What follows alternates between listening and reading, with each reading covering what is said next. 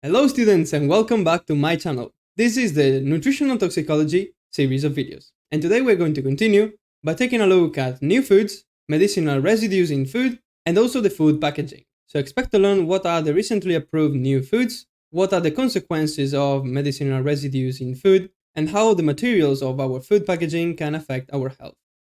Hi, I'm Tommy. I'm a human nutrition student and researcher at the university. What I do in this type of videos is to synthesize my classes so then I can explain and teach you the best and most valuable information you need to know. So let's begin this video by taking a look at new foods. Evaluation of new foods. New foods in the European Union are those ones that have not been consumed before May 15th, 1997. They can be recently created, innovative, or just consumed outside of the European Union. Regulation and safety. The mechanisms for safety and consumer protection. The legislation aims to protect the consumer health, prevent the fraud, and the safeguard of the environment. Some sort of One Health concept here again. The authorization procedure has 4 steps. The first one is the establishment of a new food status. So we have to make sure and catalog that food as a new food. Number 2 is the demonstration of meaningful consumption history. So to make sure that it has not been consumed in meaningful quantities before the 15th of May of 1997. And number 3, the application for new food authorization. And number 4, the approval or maybe rejection of the application. Risk assessment is due and requested from the EFSA for foods with potential health effects. And the EFSA, the European Food and Safety Agency, relies on the Standing Committee on Plants, Animals, Food and Feed to indeed perform this risk assessment. What are the types of new foods? We have genetic modification of plants, disease-resistant plants, modifying sensory characteristics of the food, modifying its composition, so adding more nutrients, and even transgenic animals, which is the hardest one. Evaluation criteria. We have to evaluate if this new food introduction will imbalance the diets, because it's very difficult to know. It's a mixture the majority of the times. Our diet is not a single food, so we have to make sure that it doesn't create imbalances or nutritional deficiencies by replacing some traditional foods. Individual study methods as well. Nutritional equivalence, so we have to find if there is an equivalence with a traditional food. Allergenic potential, very important, and the genetic material evaluation. We have to make sure that the genetic information we are eating is not coding anything. So the labeling requirements, they must have composition of the food, of course, the presence of new food or substances, the presence of genetically modified foods, and the exemptions are in technological aids, additives, and flavors only. Risks and safety. Well, there can be an antibiotic resistance, or maybe an unintended gene transfer to the plants. And individual evaluation of safety. The GMOs on the market nowadays undergo risk assessments, and they are considered safe. So the ones that are on the market right now, they are considered safe to use.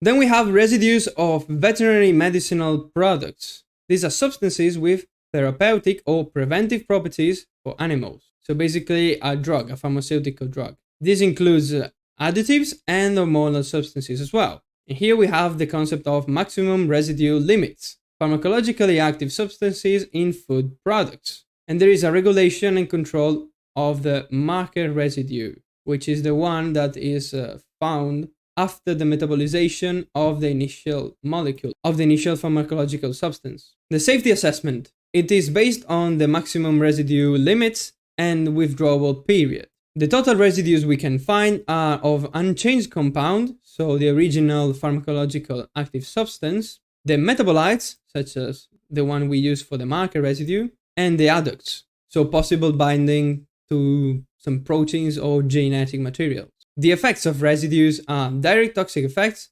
hormonal changes such as anabolics, allergy-like immunological effects, mutagenesis, carcinogenesis, and teratogenesis, and effects on intestinal microbiota due to antibiotics, for example. The residue investigation. There is an approval of official control plan for residues by each European country. So every country must perform a residue control. The prohibited substances here are the anabolic hormones, the beta agonists, and antibiotic growth promoting additives. So as you can see, all types of substances that promote growth for animals mainly. And the substances that are not authorized are the prohibited active ingredients, medicines without the maximum residue limits, so that we do not know how many quantities are permitted, and the substances that are not authorized as veterinary medicine.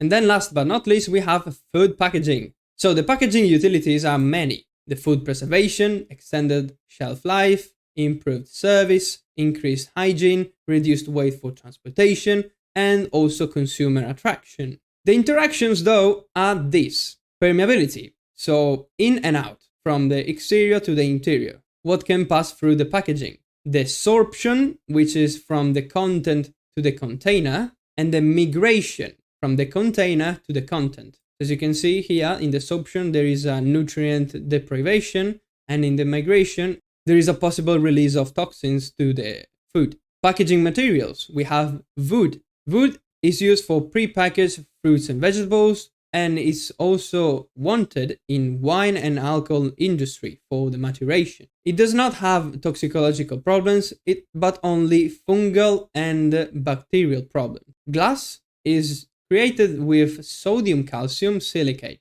but it also has a little problem: lead oxide. It has a lot of chemical stability, but we have to control the lead amounts. Ceramics, clays, and silicates, they contain organic matter.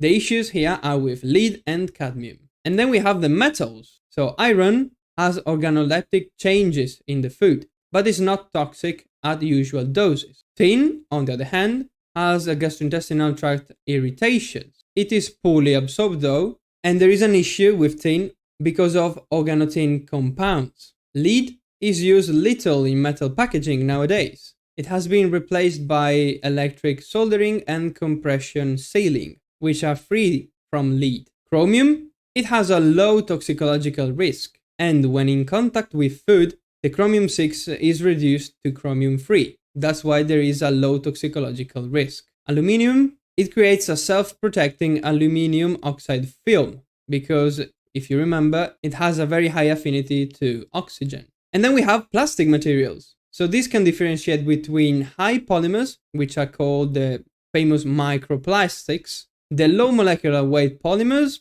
and the monomers without base materials. Toxicology of plastic packaging. There is safety and minimal migration, but we have to take in account vinyl chloride and the formaldehyde, because these two are very toxic. Okay, this is it for this video. I hope you understood everything I said. If you didn't, there is a comment section down below. Don't forget to like, subscribe, and turn on the notifications so you get notified every time I upload a new video. If you find value in this, please share it to your friends and family to spread this knowledge to them as well. Thank you so much for watching, and I hope you learned something new today with me. I will see you in the next one. Ciao!